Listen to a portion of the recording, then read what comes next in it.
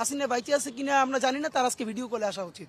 কারণ গত 15 বছরে এমন অনেক রেসপন্স আছে যেটা একজন ইউনিয়ন পরিষদের মেম্বার নির দেওয়া উচিত, যেই কথাও খাটে না সেটাও হাসিনা বলছে।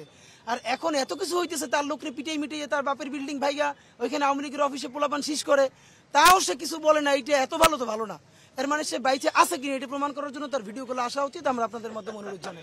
এই জন্য হলো তার রাজনীতি আর নাই আসলে।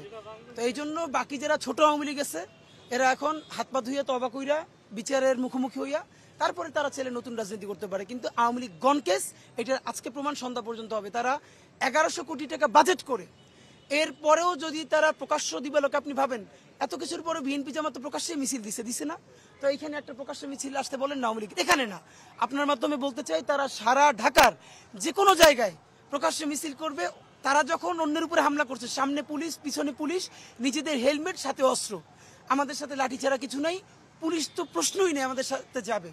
আমরা জনতা তাদেরকে প্রতিরোধ করতে চাই, তারা সৎসাহস নিয়ে পারলে দাঁড়ায়। যদি পারে তাহলে তাদের রাজনীতি থাকবে, না থাকলে মুসলিম লীগের যে পরিণতি হয়েছে তাও তো এখনো মুসলিম লীগ বলার কেউ আছে, এখানে কেউ নেই।